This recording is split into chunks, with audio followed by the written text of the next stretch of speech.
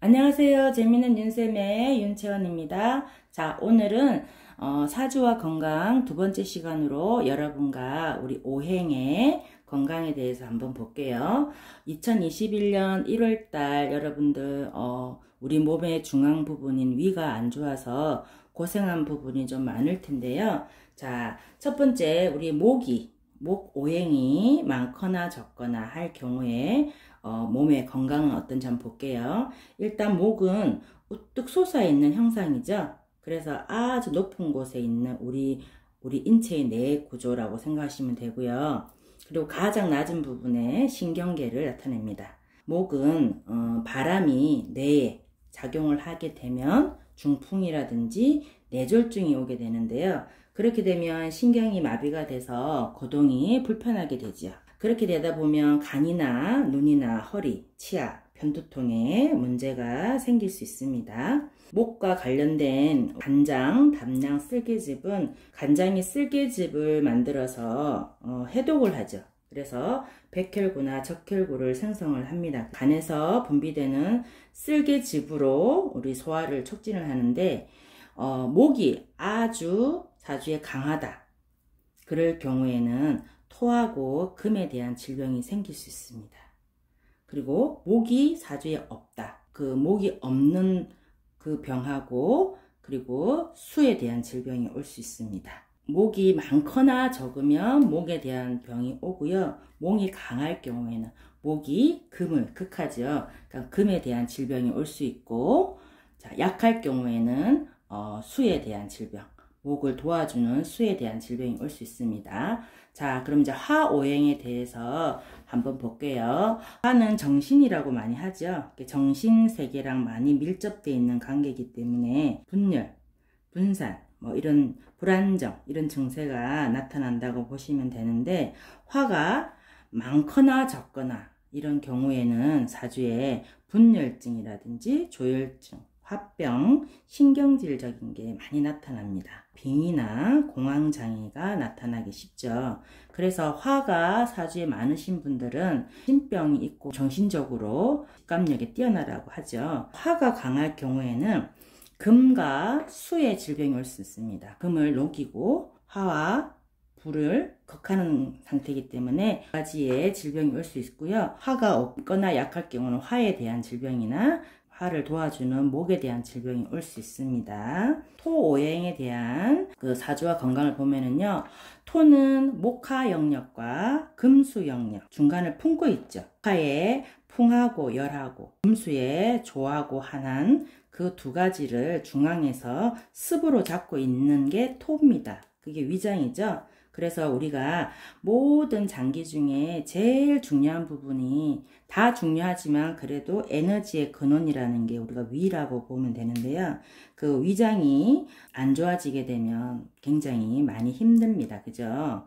이제 머리도 아프고 되게 불편하죠? 그래서 토가 아주 많거나 적을 경우에는 안정감이 없습니다. 사람을 이렇게 딱 보면 뭔가 붕 떠 있다든지 항상 좀 불안하다든지 이런 사람들은 우리가 눈으로도 보면 아, 토에 대한 오행이 좀 없구나 라고 보시면 됩니다. 그렇게 되다 보니까 목이나 화에 대한 그런 정신적인 문제가 생기기 때문에 좀 극단적인 폭언이나 폭행도 하게 되고요. 좀 신경질적이고 또 신체가 좀 허약해지면서 좀 이성적이지 않는 행동도 좀 서슴지 않고 한다라고 보시면 됩니다.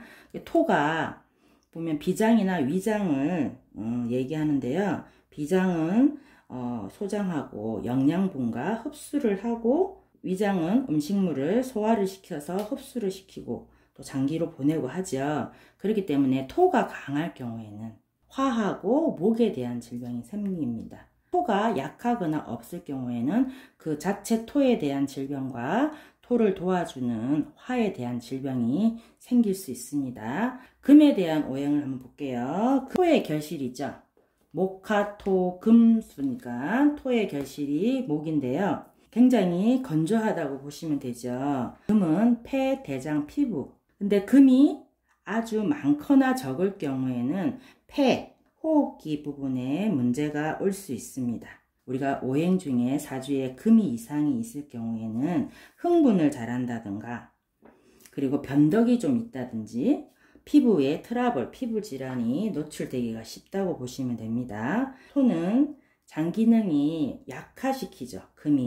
금을 생하는 부분이 토잖아요. 조금 음식을 먹는 게 까다로울 수 있고 좀 성격이 조열하거나 좀 냉정하다라고 좀 보시면 됩니다. 금이 사주에 강할 경우에는 목이랑 화에 대한 질병이 올 수 있고요. 금이 약하거나 없는 경우에는 말 그대로 금을 도와주는 토에 대한 질병이 올 수 있습니다. 자, 그러면 이제 수오행에 대해서 볼게요. 수는 우리가 보통 신장 방광이라고 하죠. 근데 수는 여러분도 아시다시피 굉장히 그 뭉치는 힘이 강하죠. 직접적으로 우리가 나무에게 안정감을 주기 때문에 우리가 좀 편안해진다고 할 수 있죠. 자, 목은 기본적으로 물이 있어야 되다 보니까 그렇죠. 하지만 간접적으로 화를 극하는 게 수잖아요. 그러다 보니까 정신적 영역 부분을 파괴를 하다 보니까 좀 정신이 좀 산만할 수도 있고, 그리고 이명이 수죠. 그러다 보니까 귀가 극도로 예민하거나 발달이 되기 때문에 신경이 곤두서서 잡념이나 그런 데 지배를 받다 보면 이제 신기가 발동할 수 있습니다. 수기운이 강하게 되면은 신장이나 생식기 쪽에 문제가 온다라고 보시면 됩니다. 수기운이 강할 경우에는 화하고 토의 질병이 생기고요. 수기운이 약하거나 수기운이 없는 경우에는 그 수 자체에 대한 병이랑 그 수를 도와주는 금에 대한 질병이 생길 수 있다라고 보시면 됩니다. 자, 그리고 제가 저기 빨간 색깔로 목 오행은 토금수, 그게 원국병이라 해놨죠. 그러니까 목 오행은 토금수가 원래 있을 수 있는 병이고, 행운에서 또 들어오게 되면 또 거기에 따른 병이 생길 수 있습니다.